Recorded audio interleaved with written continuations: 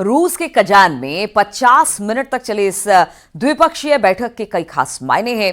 इस मुलाकात की चर्चा पूरी दुनिया में हो रही है, खासकर अमेरिका के साथ पश्चिमी देशों में इस तस्वीर को लेकर तनाव बढ़ने वाला है। देखिए जरा ये रिपोर्ट।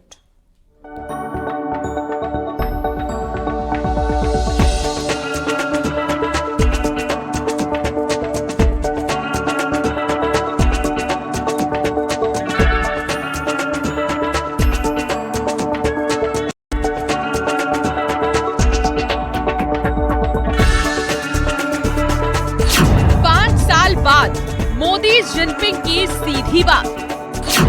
50 मिनट तक मुलाकात, क्या हुई बात?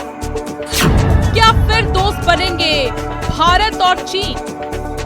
नवंबर 2019 की वो तारीख थी, ब्राजील जगह थी, जब प्रधानमंत्री और चीन के राष्ट्रपति शी जिनपिंग की आखिरी मुलाकात हुई थी। और ठीक उसके 5 साल बाद रूस के कजान में आज दोनों नेताओं के बीच द्विपक्षीय बैठक हुई, जो कई मायनों में खास थी। बैठक में कई अहम मुद्दों पर चर्चा हुई, जिसमें खास तौर पर सीमा पर शांति बनाए रखने की बात रही। शी जिनपिंग से मुलाकात के बाद पीएम मोदी ने कहा कि हमारी मुलाकात 5 साल बाद हो रही है। हम सीमा पर बनी सहमति का स्वागत करते हैं और सबसे बड़ी बात, एक दूसरे का सम्मान होना चाहिए। 5 साल के बाद हमारी ये फॉर्मल मीटिंग हो रही है। हमारा मानना है कि भारत और चीन के संबंधों का महत्व केवल हमारे लोगों के लिए ही नहीं, लेकिन वैश्विक शांति, स्थिरता और प्रगति के लिए भी हमारे संबंध बहुत अहम है। एक्सेलेंसी, सीमा पार पिछले 4 वर्षों में उत्पन्न हुए मुद्दों पर बनी सहमति का हम स्वागत करते हैं। तो वहीं दूसरी तरफ चीन के राष्ट्रपति शी जिनपिंग ने मुलाकात के बाद कहा कि दोनों पक्षों के लिए ज्यादा से ज्यादा संवाद और सहयोग करना, अपने मतभेदों और असहमतियों को उचित रूप से संभालना और एक दूसरे की विकास आकांक्षाओं को पूरा करने में सहायता करना महत्वपूर्ण है। साथ ही जिनपिंग ने कहा कि दोनों पक्षों के लिए ये भी महत्वपूर्ण है कि वो अपनी अंतर्राष्ट्रीय जिम्मेदारी को निभाए, विकासशील देशों की ताकत और एकता को बढ़ाने के लिए एक उदाहरण स्थापित करें और अंतर्राष्ट्रीय संबंधों और लोकतंत्र को बढ़ावा देने में योगदान दें। प्रधानमंत्री नरेंद्र मोदी का रूस दौरा और चीन के राष्ट्रपति शी जिनपिंग से मुलाकात के अपने मायने हैं, जिसको लेकर अब शायद सीमाओं की शांति कायम रहने की उम्मीद जताई जा रही है। इससे पहले भारत और चीन के बीच पूर्वी लद्दाख में एलएसी पर पेट्रोलिंग को लेकर समझौते पर सहमति भी बनी थी और अब सीमा विवाद को सुलझाने के लिए दोनों देशों के विशेष प्रतिनिधि जल्द ही बैठक करेंगे। इसमें भारत की तरफ से एनएसए अजीत डोभाल और चीन की तरफ से विदेश मंत्री वांग यी होंगे। लेकिन ऐसे में सवाल ये कि क्या फिर भारत और चीन दोस्त बनेंगे, और उससे भी बड़ा सवाल ये कि दोस्त के नए चैप्टर चीन कितना भरोसेमंद साबित होगा। Bureau report, news 18। और अब बात उत्तर प्रदेश में हो रहे उपचुनाव की कर ली जाए तो उत्तर प्रदेश उपचुनाव का घमासान लगातार जारी है। नामांकन का दौर चल रहा है। कल सपा के तो 2 बीएसपी के एक प्रत्याशी ने अपना पर्चा भर दिया। सीसामऊ सीट से इरफान सोलंकी की पत्नी ने नामांकन दाखिल किया तो फूलपुर से मोहम्मद मुज्तबा ने एसपी से पर्चा दाखिल कर दिया। बात कांग्रेस की करें तो जिस फूलपुर सीट की मांग कांग्रेस कर रही थी, वहां पर एसपी उम्मीदवार ने नामांकन भर दिया। हालांकि एसपी अभी भी कह रही है कि कांग्रेस जो कहेगी उस पर विचार किया जा सकता है।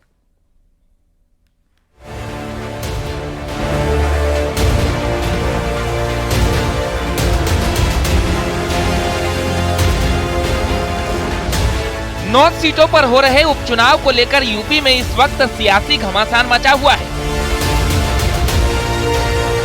बीजेपी लिस्ट फाइनल करने में जुटी है तो समाजवादी पार्टी और बीएसपी उम्मीदवार अपना पर्चा भर रहे हैं।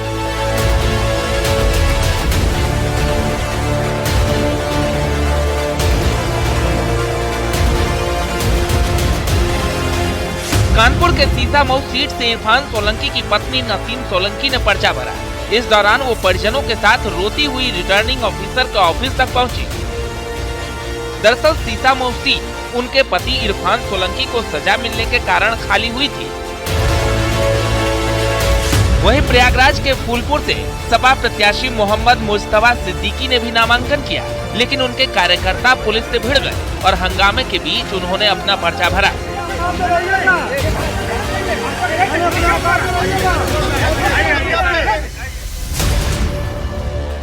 पूरा परिवार मेरे साथ में है, मेरी सीसामऊ की जनता भी सब मेरे साथ में है। बस एक इंसान नहीं है, बाकी सब मेरे साथ है। इस बात का बस थोड़ा सा हमें दुख है।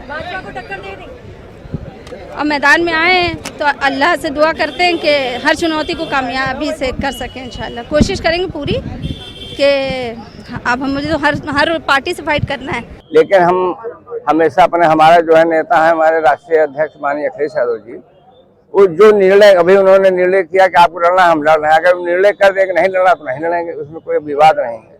इसलिए जो इन्होंने उठाया है क्या नाम मुद्दा कि हम लड़ रहे हैं, अगर लड़ रहे हैं तो हमारे राष्ट्रीय अध्यक्ष जो फैसला करेंगे हम मानेंगे। अभी तक तो हमारे पास कोई सा फैसला नहीं है। समाजवादी पार्टी के प्रत्याशी नामांकन कर रहे हैं, लेकिन कांग्रेस के चुनाव लड़ने पर अभी तक सस्पेंस है, क्योंकि जिस फूलपुर सीट की मांग कांग्रेस कर रही थी उस पर एसपी उम्मीदवार ने नामांकन कर दिया है।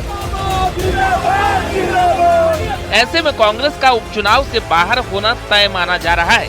हालांकि एसपी का कहना है कि फैसला कांग्रेस को करना है, हमने प्रस्ताव भेजा है।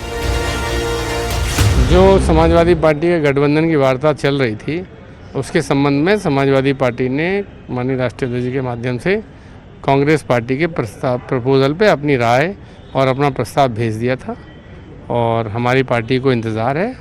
उनकी तरफ से अगर एक्सेप्टेंस होगी तो वो घोषित हो जाएगा और उसमें जो भी आगे पीछे एडजस्ट करना होगा वो समाजवादी पार्टी कर लेगी। इधर बीजेपी की लिस्ट भी फाइनल हो चुकी है, सिर्फ नामों की घोषणा बाकी है। संजय निषाद भी जेपी नड्डा से मिलकर गोटी सेट कर चुके हैं। जानकारी के मुताबिक निषाद पार्टी 2 सीट की डिमांड कर रही थी। सूत्रों की माने तो मझवा या कटेहरी किसी एक सीट पर निषाद पार्टी का उम्मीदवार बीजेपी के सिंबल पर चुनाव मैदान में उतरेगा। भारतीय जनता पार्टी के साथ जीत चाहते हैं और अपने सामाजिक मुद्दों को हल चाहते हैं और अपने जो हमारे कार्यकर्ता हैं उन्हें संतुष्ट किया जाए और जीत का जो 9 सीट है वो हम लोग सभी 9 की 9 जीते, उसके लिए बातचीत चर्चा हुई और निश्चित रूप से भारतीय जनता पार्टी अच्छे निर्णय में। गठबंधन तो फाइनल है, आज भी है, कल भी है और आगे भी रहेगा और लड़ेंगे, जीतेंगे। हरियाणा जैसे फिर परिणाम भी देंगे। इधर उपचुनाव को लेकर सपा और बीजेपी के बीच वाक युद्ध भी जारी है। आरोप प्रत्यारोप का दौर भी चल रहा है। एसपी का कहना है कि बीजेपी के जीत के दावे पहले भी फेल हुए, इस बार भी फेल होंगे। तो बीजेपी का कहना है कि लोकतंत्र में नेता नहीं, जनता जीत तय करती है। मैं समझती हूँ बीजेपी का दावा तो ये भी था कि 80 में से 80 निकालेंगे। तो जिस तरह पहले इनके दावे फेल हुए हैं, मैं समझती हूँ चुनावों में भी ये सारे दावे फेल ही साबित होंगे। इस तरह की बातें हवा जनता तय करती है, हम लोग तय नहीं करते।